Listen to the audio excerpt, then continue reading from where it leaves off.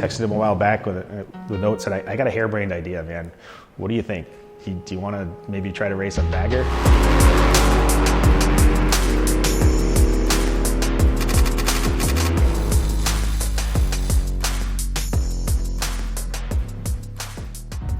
I was born into a Harley-Davidson family, a motorcycle family.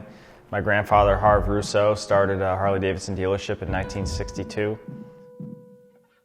Our house was right behind the dealership, so the school bus picked me up and dropped me off at the front of the dealership every day as I grew up, and it's been my whole life, and pushed me into motorcycling from day one.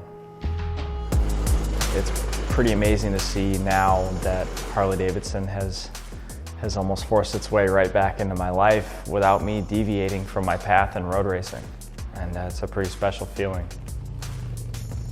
Right off the bat, I think the first conversation we had with Kyle, it was really about the sport of motorcycling more than it was just a bagger class or just a super bike class. And here's a guy racing the highest spec super bikes in the world, and unbelievably excited to come out here and do it on a bagger. He's just a passionate motorcycle guy. And I think from an industry standpoint, that's really beneficial to us. So Harley's always been around racing. Racing is part of the DNA of Harley-Davidson, but there hasn't been a true factory team in a lot of years. Being an official factory rider for Harley-Davidson is something I've always dreamed about. So being able to be part of the crew that's coming back and bringing racing back to Harley is really, really exciting.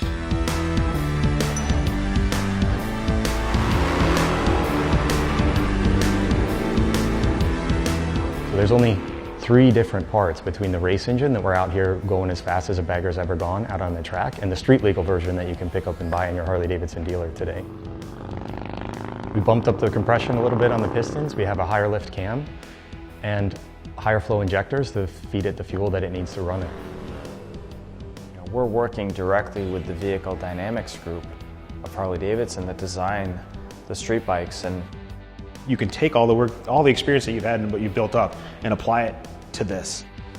I don't know that there's a more capable product development group in motorcycling in the world than located right at home in Milwaukee, and we've been able to tap into those resources, and everybody's willing to give a hand and be able to step into the designing, the manufacturing, the testing, the assembly, everything that goes into putting a bike out here on the racetrack today.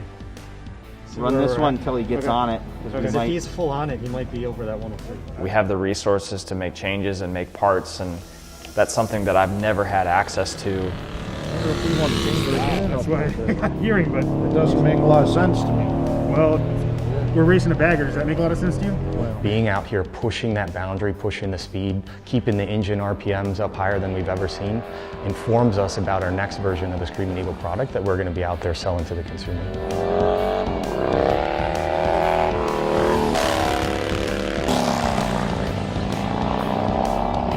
They expect me to get the job done on the bike, and I expect them to show up with what we talked about, and I think that pressure being passed back and forth between myself and the team is a really healthy thing.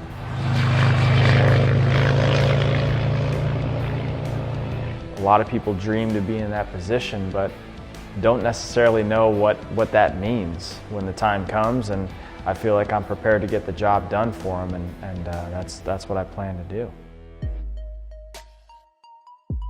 These guys are not willing to fail, so they want to win as bad as I do, and even if there have been moments where it's like, yeah, what have I gotten myself into? It's like quickly met with, no, we have a solution for this.